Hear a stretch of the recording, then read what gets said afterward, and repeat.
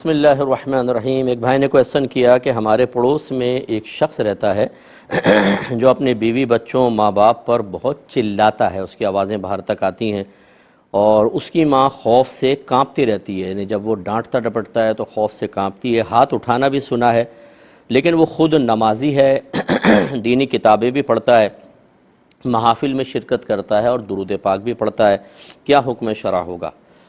دیکھیں، اچھی طرح یاد رکھیں کہ نیک اعمال اپنے مقام پر، جیسے نماز، روزہ، حج، زکوٰۃ، یہ تو اس پہ اللہ نے بہت سی چیزیں لازم کی ہیں، بہت سے مستحبات ہوتے ہیں، اختیار کریں یا نہ کریں، لیکن ان کی وجہ سے حقوق العباد میں کی گئی تلفی یا کوتاہی معاف نہیں ہوتی ہے، بلکہ بعض اوقات ایسا ہوتا ہے کہ حقوق العباد میں اگر کوتاہی کی جائے تو انسان کی یہ عبادات بھی نامقبول رہ جاتی ہیں۔ جیسے رحمت کونین صلی اللہ علیہ وسلم کا ایک جگہ یہ فرمان عالی شان موجود ہے کہ جس کی ماں اس سے ناراض ہو، جیسے بھی ہو اس کو راضی کرے، کیونکہ جب تک وہ ناراض رہے گی اللہ تعالیٰ نہ اس کا فرض قبول کرے گا نہ نفل قبول کرے گا۔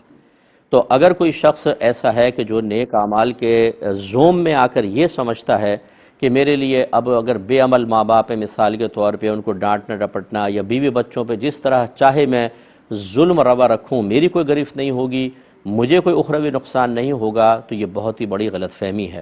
یہ حدیث ذہن میں رکھیں، نبی کریم صلی اللہ علیہ وسلم سے پوچھا گیا کہ ایک عورت ہے، وہ نماز روزے کی کثرت کرتی ہے، پنیر کے ٹکڑے صدقہ کرتی ہے، لیکن اپنی زبان سے لوگوں کو تکلیف پہنچاتی ہے۔ رحمت کونین صلی اللہ علیہ وسلم نے فرمایا کہ وہ جہنم میں ہے۔ پھر بتایا گیا کہ ایک عورت ہے کہ جو ایسی معمولی چیز صدقہ کرتی ہے اور کوئی عبادات کی کثرت بھی اس کے پاس نہیں، لیکن اپنی زبان سے کسی کو تکلیف نہیں دیتی ہے، رحمت کونین صلی اللہ علیہ وسلم نے فرمایا کہ وہ جنت میں ہے۔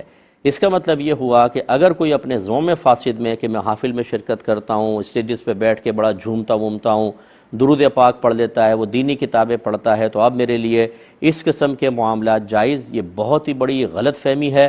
ہو سکتا ہے اعمال اس کے منہ پر مار دیے جائیں اور اس کے لیے دنیا اور آخرت میں شدید عذابات اور مصیبتیں تیار ہوں۔ اس لیے ہر شخص کو اپنا احتساب کرنا چاہیے، مجھے بھی احتساب کرنا چاہیے۔ نبی کریم نے واضح فرمایا، خیرکم خیرکم لأہلی وانا خیرکم لأہلی، تم میں سب سے بہتر وہ ہے جو اپنے گھر والوں کے معاملے میں سب سے بہتر ہو، اور میں اپنے گھر والوں کے معاملے میں تم سب سے بہتر ہوں۔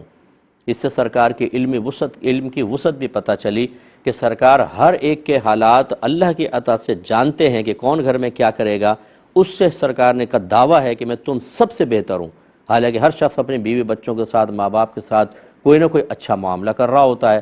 یہ میرے آقا کی ایک شان علمی ہے، اس کو بھی ذہن میں رکھیں۔ ضمناً میں نے عرض کیا تو خلاصہ کلام یہ ہے کہ اپنے گھر والوں سے انسان بہتر ہو، اخلاق اختیار کرے، بد اخلاقی سے بچے، یہ بہت بڑی چیز ہوتی ہے۔ لیکن اگر ایسا نہیں ہوا اور خالی کچھ اپنے ظاہری نیک اعمال کے دھوکے میں رہ کے انسان اس طرح کرتا رہا تو بہت ہی غلط ہے۔ اور پھر یہ بہت ہی جملہ دردناک ہے کہ ماں خوف سے کانپتی ہے۔ اتنا اپنا روب تم نے قائم کر لیا کہ ماں کو آپ وہ کانپ رہی ہے، بروز قیامت کیا ہوگا معلوم ہے؟ یہی کمزور ماں ہوگی جس کو سامنے کھڑا کیا جائے گا، اس کو اللہ تعالیٰ اس کے رسول کی تائید حاصل ہوگی، عبادات تمہارے منہ پہ مار دی جائیں گی اور تم ایک مجرم کی حیثیت سے کھڑا کر کے آپ کی نیکیاں نکال کر ان کے نام اعمال میں، اور اگر حساب پورا نہیں ہوگا تو ان کے گناہ نکال کر آپ کے نام اعمال میں ڈال کر اور جہنم رسید کر دیا جائے گا۔ اس وقت کہاں گئی محافل، کہاں گئے درود پاک؟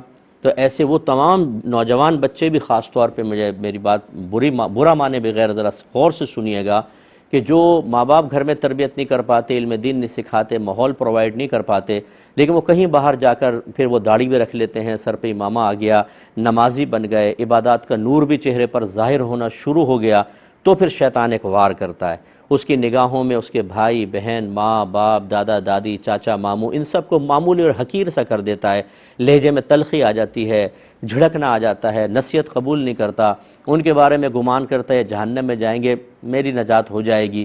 یہ میجر مسٹیک ہے، ہو سکتا ہے آپ پھنس جائیں، وہ سب کے سب نجات پا جائیں۔ ایسا ہرگز نہ کریں، کسی کو حقیر اور معمولی نہیں سمجھنا چاہیے۔ کوئی ایسا بھائی بہن ہمیں سن رہا، بچیاں بھی غور کریں کہ بہت سی ہماری بچیاں عالمہ بن رہی ہوتی ہیں، ہونا یہ چاہیے کہ ان کو اخلاق اختیار کریں۔ وہ ماں کو ڈانٹ رہی ہوتی ہے، بڑی بہنوں سے بحثیں کر رہی ہوتی ہے، خالہ اور پھوپھیوں کو برا بھلا کہہ رہی ہوتی ہے، سامنے برملا کہ تم جاہل لوگ تم کیا کرو گے۔ اتنا علمی تکبر اندر آ جاتا ہے کہ آدمی اس تکبر کی روشنی میں ہر ایک کو معمولی حقیر سا سمجھتا ہے، اور پھر وہ یہ بھول جاتا ہے کہ اللہ تبارک و تعالیٰ تکبر کو شدید ناپسند فرماتا ہے، اور پھر نہ دنیا میں عزت ملتی ہے نہ آخرت میں راحت ہوگی۔ ہر ایک کو اپنے رویے پہ غور کرنا چاہیے۔ اگر کہیں ایسا تکبر محسوس ہو، حق تلفی محسوس ہو، پہلی فرصت میں اپنی انانیت، اپنی ایگو کو ایک طرف دھکیل کر قدموں میں گر کے معافی طلب کر لیں، اللہ عزت ہی بڑھائے گا انشاءاللہ۔ اور اگر یہ ناک اونچی کر کے رکھی کہ میں معافی مانگوں، تو پھر ٹھیک ہے، میدان معاشرے میں ساری یہ میں باہر نکل جائے گی۔ وہاں پر اللہ تعالیٰ کی بارگاہ میں پہنچ کر اللہ کی ذات بڑی بے نیاز ہے، یاد رکھیں۔ وہ چاہے تو ایک بے نمازی آدمی، قاتل، کچھ بھی ہو، اللہ تعالیٰ مظلوم کو بھی اس سے راضی کر دے، اپنے تمام حقوق معاف کر کے جنت میں ڈال دے۔ آپ اور میں روک سکتے ہیں کسی کو؟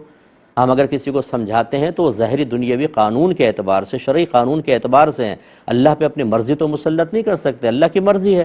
تو یہ گمان کرنا کہ میں چونکہ نیک ہو چکا ہوں، میں عالم ہوں، میں عالمہ ہوں، میں علم سیکھ رہا ہوں یا سیکھ رہی ہوں، اس لیے میرا درجہ تو ضرور بلند ہوگا، میں ضرور جنت میں جاؤں گی، باقی سب یہ خطرے کے اندر ہیں اور جہنم میں، ایسا بعض اوقات نہیں بھی ہوگا، اور اللہ نہ کرے ایسا نہیں ہوا تو پھر آخرت میں پچھتاوا ہوگا۔ تو اس لیے ایسے شخص کو چاہیے کہ اپنے ماں باپ سے معافی مانگے، بیوی بچوں کا خیال کرے، اور جتنی غلطیاں ہوئی ہیں اس کا تدارک کرنے کی کوشش کرے۔